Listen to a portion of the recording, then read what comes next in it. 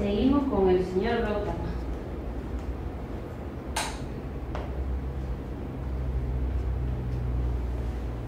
Él estuvo 6 años de Sanyasín. Dice, el señor Gautama pasó 6 años de Sanyasín solitario, practicando mortificaciones y ayuno. Y se encontró a 5 ascetas, filósofos y pensadores. Aquí están los 5 ascetas. Fíjate cómo está el logo ese, con los cuales compartió el hacer disciplinas espirituales. Pero se dio cuenta que estas cosas no le daría la solución al problema del sufrimiento y mucho menos la iluminación. O sea, que el ayuno extremo, muchas disciplinas espirituales como eso, se quedó en los huesos, vio que no le iba a iluminar eso. Vio que por ahí no podía ser. Dice, vestirse de renunciante de algún color o forma en especial no conduce a nada. Gautama dejó sus vestiduras halagadoras de los sentidos para ponerse la ropa del primer Sanyasín o renunciante que encontró. Se bajó del caballo del orgullo personal. Ahí está la historia. Bajar del caballo. De ese caballito del orgullo. De creerse sacerdote de alguna sociedad esotérica, presidente de un colegio espiritual y heredero de alguna tradición discipular. Esas cosas son externas. Eso pertenece al orgullo personal. Eso es lo que hay que quitar. Todo eso es el caballo Kantaka. Y hay que desmontarse del caballo de la personalidad. Hay que cortarse el pelo y dejar que ruede y se pierda por la tierra como le sucedió a los crespos del señor Gautama. Esa es la intelectualidad espiritual, los conceptos e ideas, llena de rebusque de razonamiento, para sentirse espiritual, porque conoce y hace determinados mantras o viaja a determinado país a un templo. ¿Qué es lo que pasa? Nos tenemos que despojar del orgullo personal, tenemos que despojar de lo que son los conceptos, las ideas que ya tenemos preconcebidas. Nos tenemos que dejar de razonamiento y de buscar palabras, rebuscar y decir yo conozco, yo he leído, yo sé. Todo eso es externo. Lo que tiene que ser es concienciarse, pero no ni concepto ni nada. Hay que vaciarse, hay que tener una mente de cristal, hay que vaciarse de todas estas cosas. Pero bueno, el señor Gautama aprendió en su andanza de Sanyasín lo que nosotros finalmente aprendemos al entrar y al salir de diversas escuelas espirituales. Que seguir a un gurú, saberse libros espirituales de memoria y hacer austeridades no conduce a nada. Porque todo es exterior. Y el exterior solamente te lleva a eso, al exterior, no a tu conciencia, a tu conciencia de tu ser. Camino del medio. El señor Gautama dejó de ir a varios pueblos a mendigar y se limitó a uno solo. Luego a una sola casa. Y por último ya no pidió más nada. Un día se metió en el río Niranjara. Pero estaba tan débil que la corriente lo comenzó a arrastrar y estaba a punto de morir ahogado sin tener la iluminación. O sea, él se fue a este lado. Se quedó tan delgado que el mismo corriente se lo llevaba. Y vio que se moría, pero que no tenía la iluminación. Bueno, a ver qué hace. Dice, entonces dijo, ¿y qué hago yo con practicar todo este ascetismo si me voy a morir y no voy a conseguir la iluminación? Dice, el señor Gautama escuchó lo que decía un barquero a su estudiante. Si vas a tocar la vina es este instrumento, ¿vale? Que aquí así lo tocas, ¿vale? Y estiras mucho la cuerda, se te rompe. Y si la aflojas mucho, no afina. O sea, si te va esta polaridad, nada. Y si te va la otra, mala. El camino del medio, como siempre, sabrás. Esta instrucción fue el comienzo de su iluminación y el descubrimiento del camino del medio. Él observaba, todo lo observaba y se dio cuenta que en el camino del medio estaba la virtud. Al tomar conciencia del dolor, porque se dio cuenta del dolor, ¿no? Recuerda que dio a un enfermo, a uno que se había desencarnado y a uno que era viejo. Entonces se dio cuenta del dolor. La reacción es de reflexión. Y cuando nos desembarazamos de la personalidad, descubrimos que en la vida del yo personal solo hay falsedad. Entonces abandonamos el palacio de los sentidos que estamos ganando. ¡Ay, que te quiero! Y es mentira. Te dan un abracito, sí, porque es mi amigo, porque es mentira. Está aquí el palacio de la falsedad, lo que es el yo personal. Dice, entonces abandonamos el palacio de los sentidos y emprendemos la búsqueda de la liberación. Pero a veces exageramos y comenzamos a ser crueles con nosotros mismos, como él empezó. Venga, ayuno, y se quedó. Que no sirve para nada. Que no sirve para nada. Y autocriticándonos destructiva y exageradamente, abandonándonos en extremo escepticismo, hasta basta descubrir que ni la mundanidad excesiva ni la austeridad extrema conduce a la verdad. O sea, ni mucho mundo ni mucho poco mundo. Camino del medio. Los extremos solo llevan al sufrimiento y solamente el camino del medio nos conduce a la verdad. En el estado de conciencia del camino del medio, donde el bien y el mal llegan a su punto cero, solo la verdad tiene lugar. Percibir la verdad que expresa cada cosa o instante es iluminarse. O sea, eso tenemos que estar observando cada momento, cada instante y ver la verdad en eso. No decir, bueno, yo ya me voy a meter en mi casa o voy a estar en un sitio solo, voy a meditar para encontrar esa verdad. En cada momento del día podemos encontrar la verdad. Y que no es muy importante, lo dejé que me aconsejaran.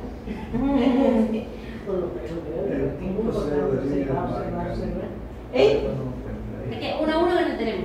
¿El qué? El punto cero, el mal y el bien. El camino del medio. Claro, el punto cero, ¿Por qué? ¿Tú lo has encontrado?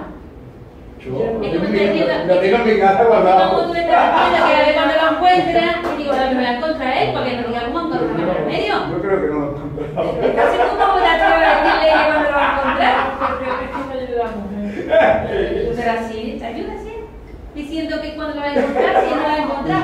Es como decir una cosa que no hay. Pero yo no entiendo por qué dice que yo salga de Claro. tiene buena intención. Yo lo entiendo. Sí, yo sé. Y la intención para que vaya. Yo sé que es que no me falta donde yo estoy. Perfecto. Que no el barco hundido. Y el mal y El barco, sí, con el barco en el viaje. Sújata. Dice, vio al señor Gautama y procurando salvarlo, le ofreció arroz y él se lo comió. ¿Vale? Los compañeros Z lo vieron y le dijeron, has tocado a una mujer y has pecado. Has tocado a una mujer, al coger el arroz, o había pecado. No quieren tocar a una mujer. Dice, se dejaron llevar por los esquemas mentales que tenían. Lo abandonaron y le dijeron que se iban para Benares a seguir con sus ascensiones. O sea, cuando vieron con una mujer, lo abandonaron. Fíjate. Pero no había tocado. Bueno, y le cogió el arroz, ya está, pero para eso era tocarle. Claro, Entonces ya lo abandonaron. Es mentalidad. una estupidez, ¿verdad? Aquí es algo externo, ¿verdad? Bueno, pensar en lo que hacemos nosotros que son, estamos siempre por lo externo, no son estupideces como esa, es lo mismo. El arroz de Sújata fue el plato de la discordia y al mismo tiempo un paso adelante a la iluminación. Dice, el señor Gautama se dio cuenta de que peor que tocar a una mujer era desencarnarse de la iluminación. Es decir, yo voy a iluminarme. Él se había propuesto iluminarse. Esto nos pasa cuando estudiamos metafísica y nos ven en casa de millonarios, de prostitutas, con gays y nos dicen que no puede ser que seamos espirituales estando rodeados de gente así. Nuestro desenvolvimiento espiritual lo determina la capacidad para andar con los pecadores, enfermos terminales, gays, orgullosos, prostitutas, bailarinas de burdeles, almas perdidas, lacras sociales y al mismo tiempo con gente de la más encumbrada intelectualidad, círculos sociales y religiosos, y tener la humildad de darles el frente a todos, besados, perdonados, postrarnos a sus pies y lavárselos como lo hizo Jesús. O sea, que tenemos que estar tanto con unos como con otros. Hombre, somos tu gloria. Son conciencia de todo, lo que pasa es que no tienen más despierta ¿Y otros no? Si nos roban la camisa, dar tu capa también. Si nos golpean, poner la otra medida. Dejar la ofrenda ante el altar y reconciliarlo con el hermano en desavenencia y luego hacer el ofrecimiento a Dios. Esto es más difícil. Hermano de desobediencia, claro. Pero tenemos que hacer, Hay que hacerlo, claro.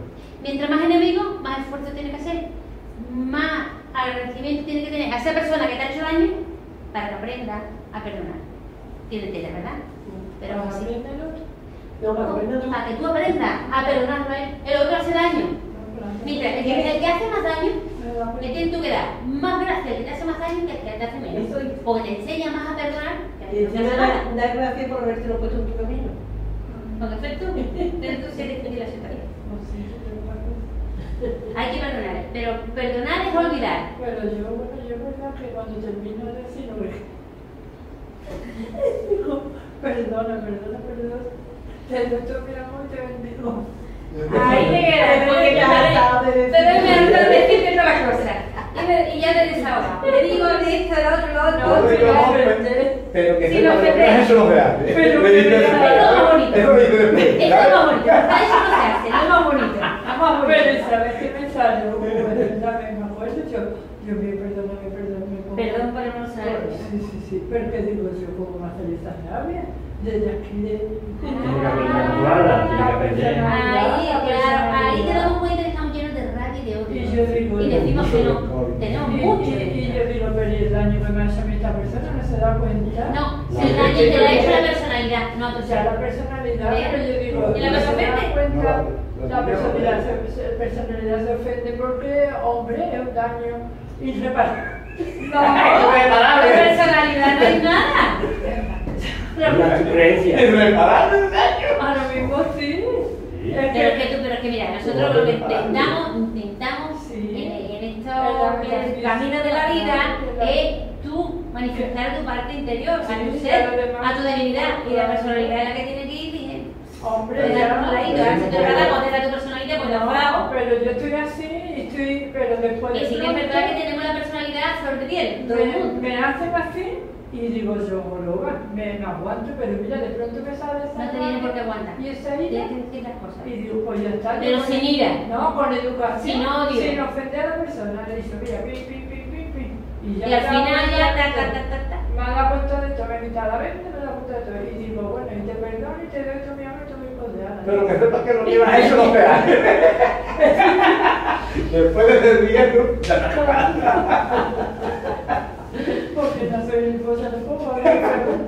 Perdón.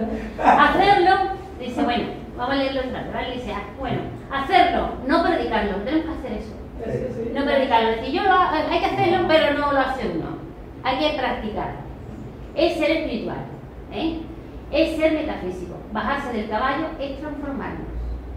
Dejar la personalidad a un lado. Si no hay una transformación interior, de nada nos sirve estar en una escuela que se llama espiritual. Tener o adorar una figura religiosa, leer tanto, tener verdades esotéricas, saber conceptos espirituales. Si tú no das servicio a los demás y no perdonas a los demás, no te sirve para nada. Cada vez tenemos que irnos transformando más, bajándolo del caballo. El señor Gautama tiró su cuenco al río y dijo, si yo me he de iluminar, quiero que el cuenco vaya contra la corriente. Y eso sucedió. Se fue contra la corriente. Dice, en la vida del señor Gautama no sucedió nada paranormal, fue una vida muy natural. Esto es un símbolo que para llegar a la iluminación tenemos que ver la vida de Tócoles al contrario de cómo la hace la gente, que la ve distorsionadamente o no la ve diciendo fuma, bebe, vamos a la discoteca, compra auto o cámbiate a esta escuela espiritual. O sea, que tenemos que ver la vida tal como es, pero no fijándonos en el exterior. ¿Que tenemos que comprar un auto? Claro. ¿Que tenemos que viajar? Vale. Pero no maltratar el templo, el cuerpo físico del templo del Cristo, del ser, del divinidad, fumando, bebiendo y en discoteca, que la discoteca es malo ir, no es malo ir en la discoteca, pero lo que pasa es que tú vas allí, la música te estridente, te vuelve la cabeza loca y no puedes escuchar a tu Cristo, a tu parte divina, no puedes nada. Entonces, uno elige si quiere ir, bien, y si no quiere ir, pues también, ¿no? Pues somos libres. Para remover, ¿no? Bodhgaya. El señor Gautama se iluminó bajo el arco Bodhi en el plenilunio del mes de mayo, a la edad de 35 años. Si la iluminación es lo más grande que hay que conseguir en la vida, si el señor Gautama es lo más alto dentro de la jerarquía espiritual y del mundo, porque es el señor del mundo, entonces Bodhgaya es el lugar más santo de la tierra. Una conclusión que ha llegado a esto. Que aquí está el árbol, aquí la gente va a meditar. ¿Vale? Luego que el señor Gautama dejó el camino de las austeridades externas, hace lo más grande, abandonar todas las religiones, grupos espirituales, y decide, en vez de buscar la salvación por medio de un gurú, obedeciendo una doctrina o con un libro sagrado, conseguida a través de él mismo. Por eso él dice que seamos lámpara para nosotros mismos, que no sigamos a nadie, absolutamente a nadie. Decidió quedarse quieto en meditación, observándose a la sombra de un árbol, con la resolución de no apartarse de allí hasta haber conseguido el cese del sufrimiento en la enfermedad, en la vejez y la muerte, y la vida en general, que solo se encuentra por medio de la iluminación. Este árbol fue el Bodhi de Bodhgaya, que bueno, se encuentra en Pama, en la India, ¿vale? Yo tenía entendido que era una higuera. ¿Cómo? Que yo tenía entendido que era una higuera, algo. El Bodhi. Pone quien me quiera. También lo pone. Aquí pone quien hago, pero yo he visto en otros sitios que ponen quien me quiera. No me lo inventaron, lo he visto en algún sitio. Entonces, si tú te pones bajo un árbol, ¿te puedes iluminar? Es iluminar bajo un árbol. Si Si te pones un árbol. le tienes una bombilla arriba al árbol, no te ilumina. Pero mira, pero vamos, que tú sentado en un árbol no te va a iluminar.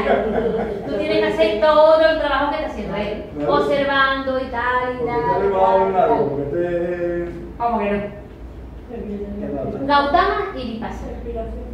El Vipassana fue lo que practicó el señor Gautama en el Largo Bodhi durante sus 40 días y noches que lo condujeron a la iluminación, a conseguir la causa y eliminación del sufrimiento, algo que nosotros también estamos buscando. Por eso es lo que queremos, dejar de sufrir. Entonces, Vipassana es una palabra en idioma pali, la lengua que habló el señor Gautama, y el término que es de Vipassana es una corrupción del sánscrito, o sea que es Vipassana, no Vipassiana, ¿vale? Su traducción literal es mirar y su sentido es observar. Vipassana es observar, es vivir en autoobservación. Observar el alrededor, pero autoobservación. Tú, por ejemplo, ¿por qué te sientes cuando pasó con esa persona? ¿Por qué te sentiste así? ¿Por qué? Porque sí, que cada día se tiene. Porque tú porque te has reído de esta situación, tú porque lloraste en esta, tú porque hiciste esto, porque lo otro, te va observando el porqué. Dice, es la vivencia plena de la autoobservación directa de la realidad que hay en nosotros y nos rodea. Es observar cómo nos sentimos y reaccionamos ante ella, sea agradable o desagradable. Cuando es agradable, ¿por qué reaccionamos así? Y cuando es desagradable, ¿por qué reaccionamos así? ¿Por qué? Es ver las cosas en la forma corriente como son, no como parecen ser. Las imaginamos, creemos o nos dijeron. Es penetrar a través de la apariencia de las cosas hasta llegar a la verdad última del asunto. Es ver con claridad, despierto y consciente. Es vivenciar la realidad de los asuntos en silencio, sin pensar, sin conceptos, sin ideas preconcebidas, sin comentar, sin nada, pura y simplemente observando sin calificar. Tú observas sin calificar, sin comentar, sin pensar, sin nada. Sin decir nada. Nada, solamente pura observación. Vipassana es la forma de observar sin explicar nada, porque cuando no tenemos la mente contaminada podemos percibir cómo las cosas se explican por sí mismas. Bueno, ¿y nosotros tenemos la mente contaminada? Contaminadísimo. Cuando... Es que te digo, ¿cuándo no la tenemos contaminada? Nunca. Cuando la tenemos contaminada, en 99,9%. Fíjate, como decía el antiguo filósofo como Descartes, que decía, pienso, luego existo. Claro, Y ahora a partir de ahí han cogido de pienso, luego existo. claro. Sin embargo, ya esa teoría no es pienso, luego existo, porque tú no puedes observar. Tú debes dejar de pensar para poder existir de verdad. Existir según la mente que está creando, la mente o la creencia que está Claro. creando. Tú dejas de pensar, tu mente se te queda parada. Tú ahí puedes encontrar esa observación de llegar a ese contenido de ese ser. Esto implica una forma de vivir, ya que al hacerla, aceptando las cosas por lo que son y dejándolas ser de acuerdo a la realidad, entonces podemos liberarnos de lo ilusorio, del maya, de lo que nos hace daño y causa sufrimiento. O sea, que todo lo que es externo es una ilusión, es un maya, ilusión y maya es lo mismo. Y eso, claro, nos hace daño y nos causa sufrimiento. Porque si tú quieres un coche o quieres algo externo y no puedes, sufres. Estás sufriendo. Estás sufriendo. El Vipassana hace desaparecer la ignorancia, la ceguera sobre las cosas, la autoridad externa e interna, las creencias, imágenes, los conceptos, los condicionamientos, opiniones e ideas, ya que éstas nos influencian y bloquean, impidiéndonos ver con realidad qué es la iluminación. O sea, las opiniones, las ideas, los arquetipos que tenemos, todos los conceptos, lo que tú crees, lo que no crees, todo eso te va condicionando. Porque para una persona piensa que es algo bueno, para otra es malo. Entonces, si a ti te inculca una cosa que tú no pensabas que era así, te inculca, te la crees, ya te condiciona y te hace sufrir. Con el vipassana dejamos de actuar y reaccionar ciegamente, inconscientemente. Comenzamos a limpiar la mente de la contaminación de imágenes y negatividad. Pues tiene que dejar en blanco. De esta forma nos vamos liberando de la mala voluntad, de la ignorancia, del odio, de las depresiones, de las enfermedades, de las mentiras, de la agresividad y del rencor.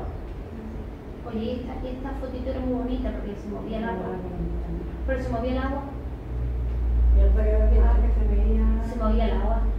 Pero yo creo que sí, porque la he cortado. Y cuando corta la imagen creo que ya no se mueve. Pero lo que digo que es muy difícil estar siempre con el vipassana, ¿no? No. Verás, sí. Continuamente no puede estar nada más observando sin pensar. Continuamente es muy difícil. Hay personas Sí, que la hacen.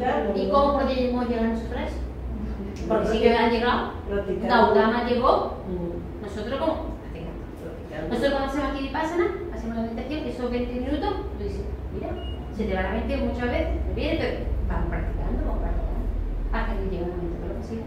Si tú no sabes cocinar, por ejemplo, una tortilla de patata, tú te van a hacer la cesta que al final te sale. Pues es lo mismo. Practicar y más practicar. Hay que hacer un esfuerzo. Un poquito más difícil la tortilla de patata. Pues ya lo sabes. Pero, ¿quién me dijo a mí que dice que mira? Dice que iba a hacer un huevo frito y cogió el sartén, lo llenó de agua y le echó el huevo al agua. Lo hizo escalfado. Claro, pero dice, he hecho un huevo frito. Pero se hizo. Que no corta. Que se acuerda. Y dice, ¿y cómo hace huevo frito? Dice, eso no se hace así, se hace, yo qué sé, yo prefiero el agua.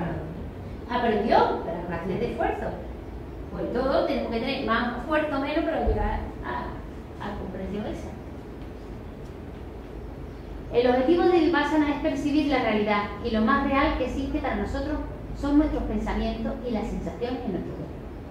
Ahí está la cosa, nuestros pensamientos que nos dominan. ¿Por qué pensamos así? Además, si empezamos a observar, la mente está continuamente como pensamiento. A lo mejor el primer pensamiento puede que sea positivo, pero desencadena es lo peor. Siempre va uno tras otro, al final uno fatal. Entonces tenemos que cambiar, por eso se da la primera clase que se da es mentalismo, pensar en positivo. Y después cómo hablamos. Como te digo, ¿cómo hablamos? ¿Cómo hablamos? Que hablamos sin pensar lo que estamos diciendo. Porque cuando tú empiezas a hablar, la mente tú no la escuchas. Y si tú escuchas la mente la puedes parar, que es la que te causa todo el sufrimiento también. Es percibir la realidad y lo más real que existe para nosotros son nuestros pensamientos y las sensaciones en nuestro cuerpo. La alegría y la tristeza, la saciedad y el hambre, la satisfacción y la frustración. Hay que ver cómo todo esto va y viene, aparece y desaparece. Esto hay que percibirlo, observarlo sin contaminación de la mente, porque todo va y viene, nada es permanente. Entonces, con una mente sin contaminaciones. Vale.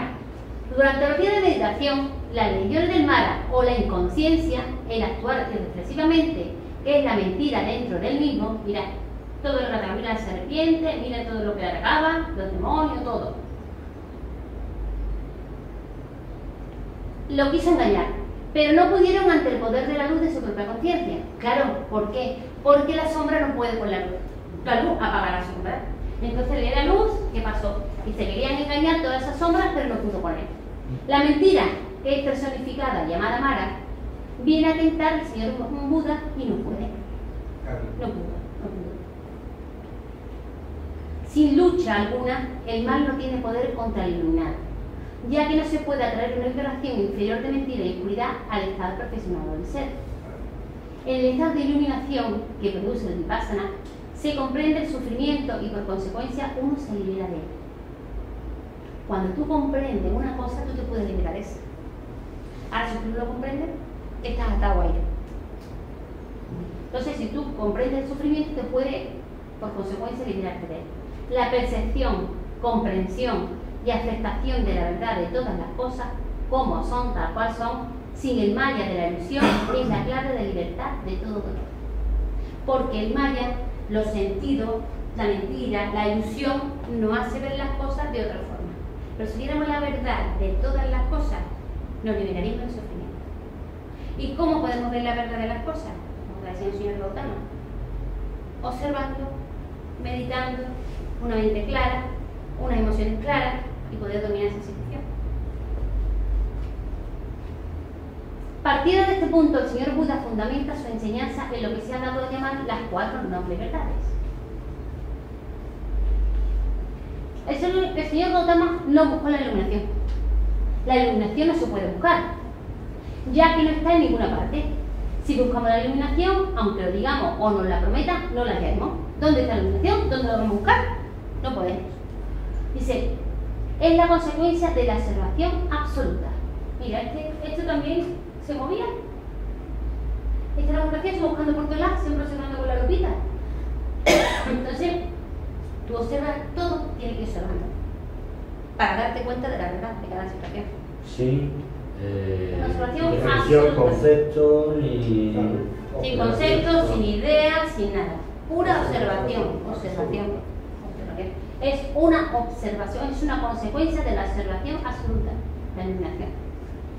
Querer ayudar a la humanidad para solucionar su sufrimiento trajo por consecuencia que el señor Gautama observara dónde estaba la causa del sufrimiento y se iluminara. El deseo es causa del sufrimiento. Es tú desear las cosas. Y si te sufre, porque si tú lo deseas, que tú lo tienes. Y si tú no lo tienes, pues sufres. Ahora, si tú piensas con tu parte de tu ser, que sí que tienes todo, pues entonces dejaría de sufrir. Pero como pensamos con la personalidad, ese deseo viene de la personalidad, entonces sufrimos. ¿Qué fue lo que le pasó a la Madre Teresa de Calcuta? ¿Cómo logra ella la iluminación? Precisamente trabajando con los pobres, con la gente en general, y logra ese momento en que se da cuenta de lo que tiene que hacer. Eso es tener una mente clarificada, lo que tiene que hacer. Ella se quedaba, veía un moribundo y se quedaba sentada con él hasta que desencarnaba. No lo dejaba solito. Era un Cristo despierto, claro. Vamos, es un Cristo despierto.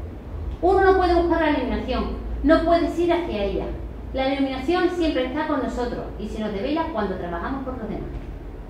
O sea, cuando tú haces servicio a los demás es cuando tú te vas iluminando poco a poco. Gautama decía, en todo lugar donde se encuentre la enseñanza, todos los reinos de seres vivientes, humanos y espíritus, deben reverenciarla, porque ese sitio es como un altar y debe venerarse ofreciendo flores e incienso. No hay que reverenciar estatuas, fotos, templos, doctores ni maestros. Así que aquí solo traigamos flores e incienso. Aquí no hay ninguna estatua. O sea que no hay que venerar. ¿A quién hay que adorar? ¿A qué hay que adorar? Al Cristo. ¿Y a quién más? Yo por mí al Cristo nada más. ¿Y a quién más? Adiós. Al Cristo. ¿Y Dios qué?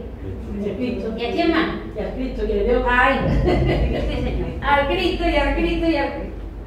O al ser a la divinidad, o creo que van a ver todas las sesiones que le dan.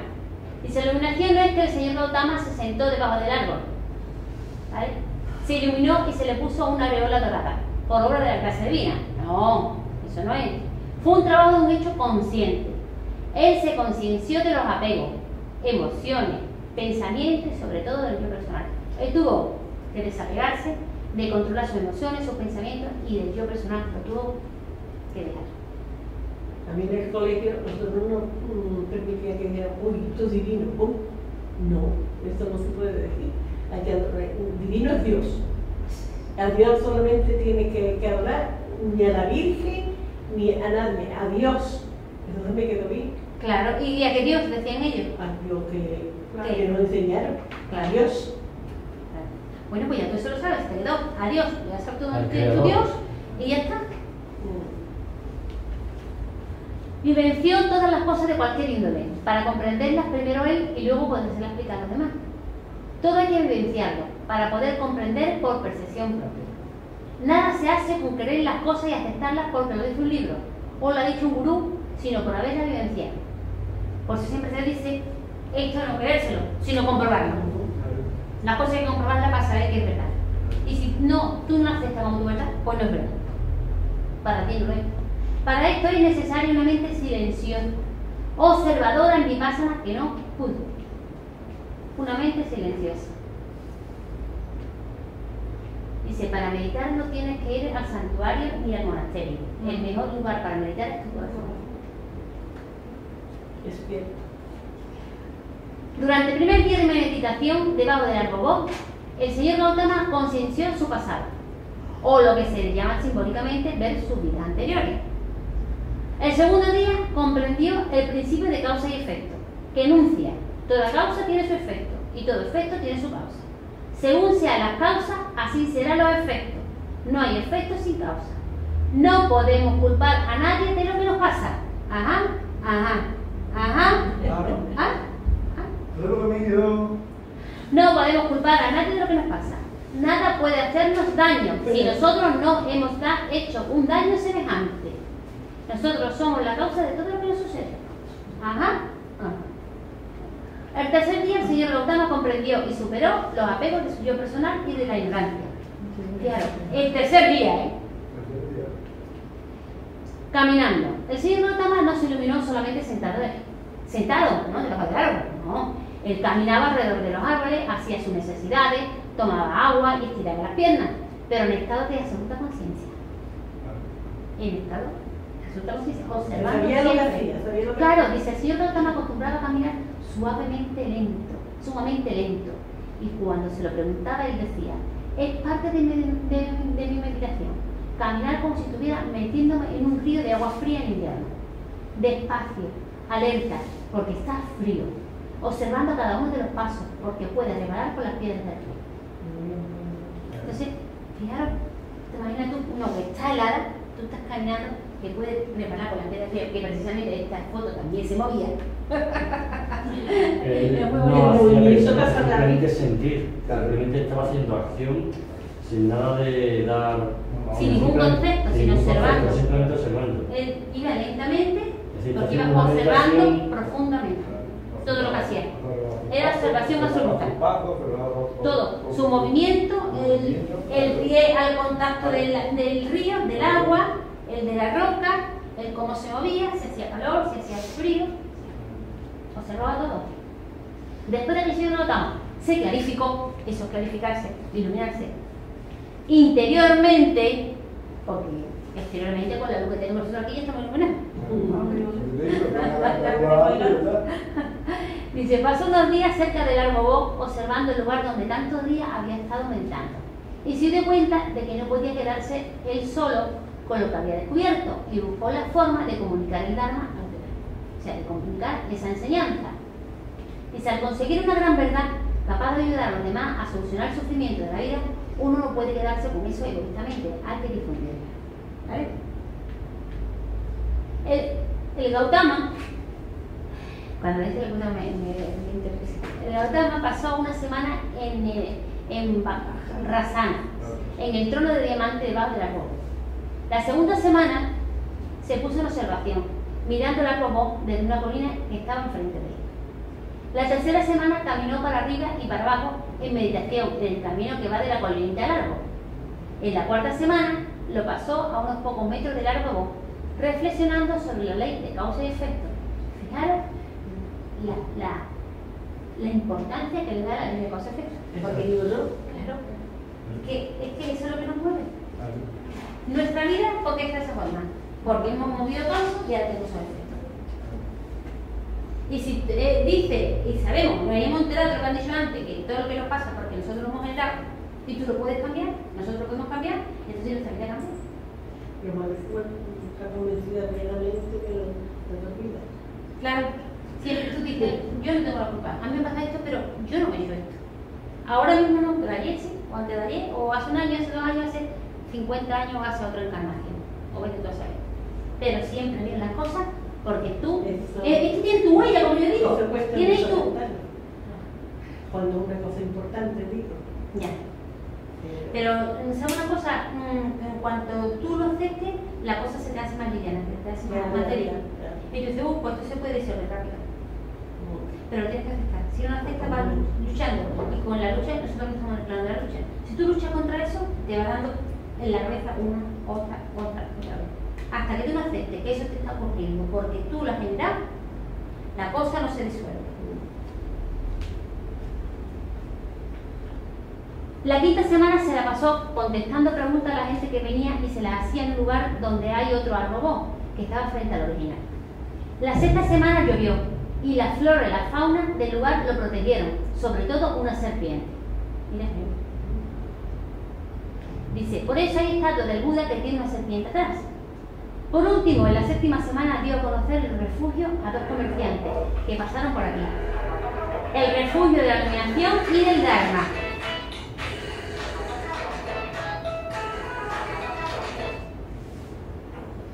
Así concluyeron 49 días, el 7 por el 7 de trabajo perfecto del señor Gautama, y partió para Sarnath a comunicar la premisa. La atmósfera en este lugar está cargadísima con los electrones de iluminación que dejó plasmado el Gautama hace 2600 años.